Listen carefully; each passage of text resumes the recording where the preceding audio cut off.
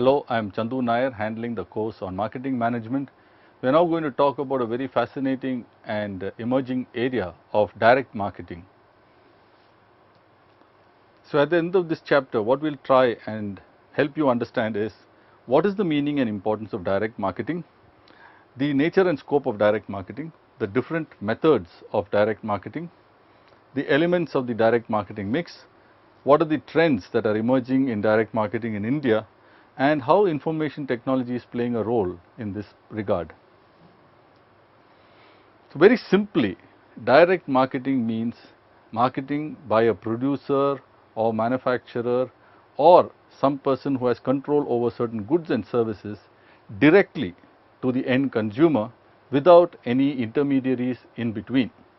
So that's really what it is. But if you were to look at a more formal kind of a definition, these are methods of communication where there's direct contact invited or made between the company and its customers, where there is a lot of customer data used systematically to achieve certain quantified marketing objectives. As we all have seen time and again, it's necessary to remember that there is a certain objective that is always there in mind when we use a certain method, and it's important to realize what objectives one is trying to achieve here by using something like direct marketing. Why is there such a growth in direct marketing, especially in certain places? Why is it happening even in a place like India? Very many reasons are there. First and foremost is the fact that there is a great improvement in the prevalence and use of customer databases, which is basically data on customers and who they are, contact details, addresses, maybe other details with respect to income or whatever else. The second thing is there is a lot more use of technology in several areas, right from things like manufacturing systems.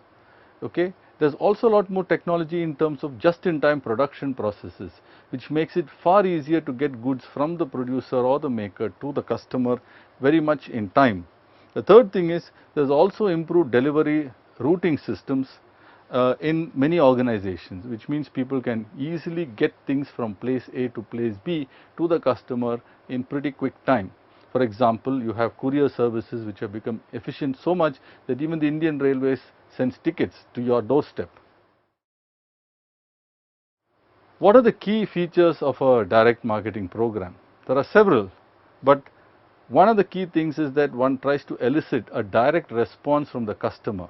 When you say one, it really means the manufacturer, the company that provides the goods or services.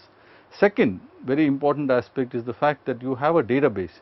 You try and figure out who is it you want to market to. It's not just sending it to anybody and everybody, but it's far more targeted and more specific, and there's a use of a database at the back end.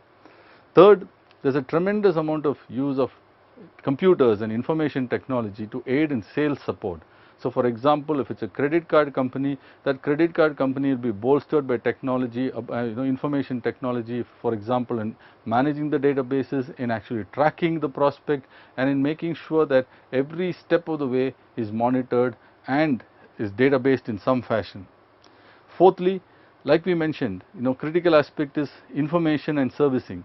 And that's what is happening with the emergence and improvements in the customer information and service systems.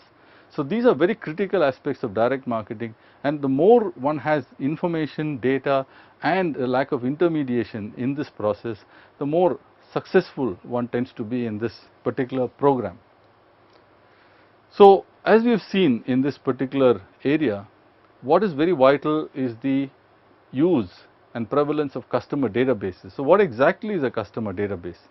So usually customer databases are supplied or are created from several areas. First and foremost, when your own salespeople are going out and making calls and meeting people, whatever, they collect information and data about customers. So that's one way. The second way is when you get inquiries from customers in some fashion. For example, you might put an ad in a paper and ask customers to write in or mail in or whatever else, and you get data about the customers. The third way is where you buy it from other people. Mailing lists are available. There are some people who supply it. The quality of the data, of course, can be suspect in many cases, so one needs to be careful about the source of the data. And you can also try and track customers' activity. For example, There are companies who might track a baby right from when it's born. So when it's born, it needs a certain kind of sets of products and services. When it's 3 months old, another 6 months, 9 months, and so on. And you can see how the usage of different products and the extent of usage can keep changing over time.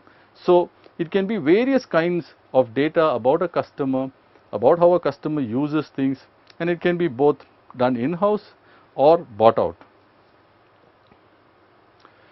What is the benefit about using direct marketing is the fact that you can profile and target specific customers. So really speaking, one of the key abilities that direct marketing gives you is the ability to track prospects and to establish the effectiveness of different media to identify also the most profitable customers. Now, each of them are pretty important activities for marketers. How do you get prospects? Any business runs on getting and keeping customers, and getting new customers is a big challenge today. So this is one way by which you can get prospects. The second thing is to figure out which way to reach them and how effective is that particular media. For example, is it better for us to do online media? Is it better for us to do mobile? Is it better for us to do telemarketing? Is it better for us to go face to face? Is it better to use mass media? Now this helps us understand which is eliciting more kinds of responses, and that helps you also establish how to decide on your advertising mix and so on and so forth.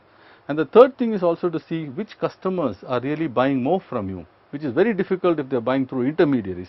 Here, because you can track customers' activities, you will know this is customer A staying in this particular locality, he's bought this, this and this from me. So over a period of time, you can actually try and figure out what is really the lifetime value or prospective lifetime value of such a customer.